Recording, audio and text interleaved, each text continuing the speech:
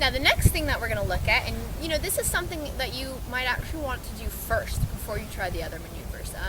It's going to depend on your horse, but this is something that's really important for you to do before you ever think about trying to ride your horse in any sort of shank bit or curb bit or anything like that. You can get yourself in a real sticky situation if you have a horse that doesn't release the pull pressure, but you're trying to ride them in a bit that uses pull pressure.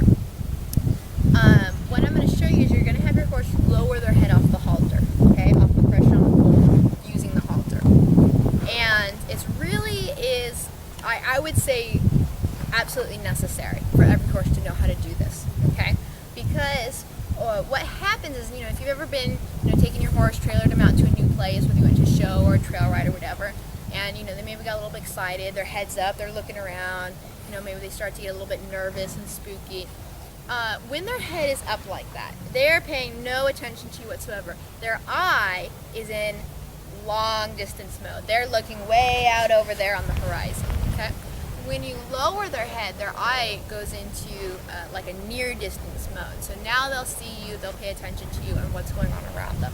So this is actually a really good technique for calming a horse down and getting their attention when you first take them out somewhere new, or if they're a little bit spooky or something, and you're on the ground trying to handle them and they're stepping on you and not paying attention.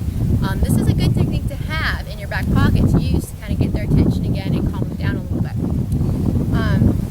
Ideally, you want your horse to be really light, and you also want them to hold it a little bit. Okay, so you'll see with some of the other horses, some of them take a little bit longer, and some of them also are light to go down, and then they want to throw their head back up real quick and don't want to hold it down. So you'll get to see some of the mistakes or problems that people encounter with this.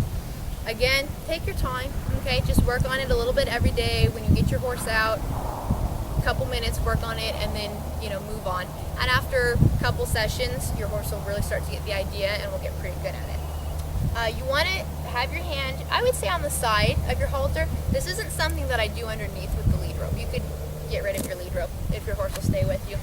I would hold on to the side of the halter right here. She already has her head pretty low. Good girl. So on her, I didn't even put any pressure on yet. She already understands the exercise and goes, oh, I know what happens now. So I'm going to kind of ask her to bring her head up a little bit so I can demonstrate for you. So again, my hand is going to go on the side of her halter. I'm going to put a little pressure down, and she should just follow it down with me just like that. What a good girl. This should be something that can be done evenly to both sides. So I'm going to go the other side here. Same thing, ask a little bit. Good girl, good job. So, and we'll show this to you on a couple other horses that aren't quite so easy and don't know this exercise quite so well. But now you can kind of see what it's supposed to look like when you really have your horse trained to lengthen down their frame and release to the pull pressure. The other thing I want to point out to you as well is you can, I would do it on the halter first personally, but you can also then, once you've got it on the halter, start to teach your horse to release when you just put your hand up on their pole. Good girl. Really emphasizing that pull pressure, because when you use the halter, you don't want to be quite so much on the nose. You want to be kind of pulling down on the pole. So then you can start to, like I said, put pressure right directly on the pole with your hand. Good girl. So now I'm going to go on to having you release the pull pressure. And with this one, now that I'm going to have my hand on the side of his halter here, I'm going to have a little bit of stiff arm. Okay? Because if he comes in and tries to nibble on me or whatever, he's just simply not going to be able to. He's going to run into my arm. Okay? So I'm not going to let him push it. I'm just going to keep him right at arm's length, and he's just not really going to have anywhere else to go. So, again, we're going to put a little pressure on our halter down. Good. And he should lower his head just like that. Good boy. I'm going to put some pressure down and hold until he gives to it. He's kind of there. Good boy. So you see how he didn't brace on me, but he wasn't going to really put in any extra effort. So I just held. If you get really stuck after a couple minutes, you can kind of use a little bit of a rocking motion, kind of break up that stiffness a little bit. But you're pretty much just going to hold and wait for him. Okay, so again, I'm going to ask. Oh, good. Much quicker reaction that time. So now I'm going to go ahead and ask her to release some pull pressure off of the halter. This is the other one that she's done a little bit of before. We worked this with her because she was a little bit touchy about bridling. Not real bad, but a little bit, and so we wanted to get her where she was lowering her head off the pressure. So when we go to try to take her bridle off and she'd want to start putting her head up in the air, we had something that we could use to work on.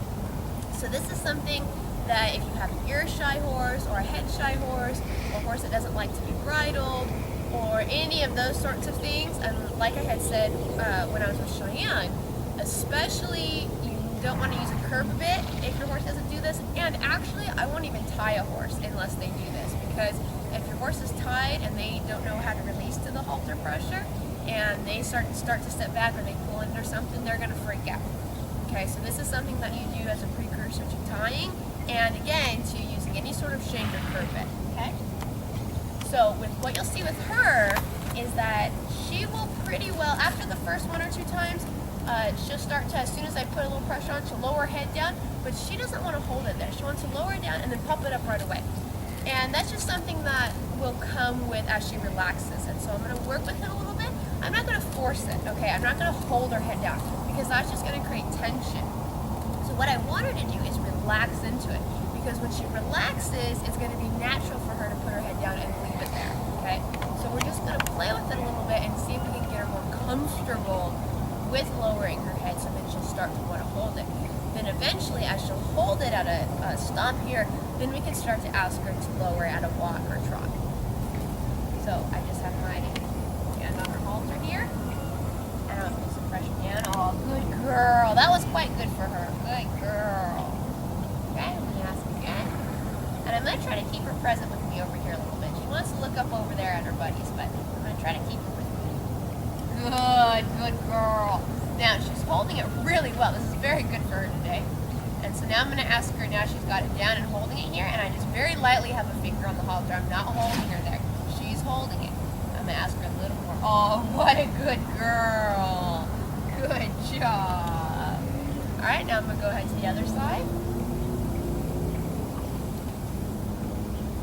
Same thing again. Just got a finger on the halter. Good. Now I'm going to ask again. Good. And that's the most that she's pretty much ever held this for us. So she's doing really good with this today.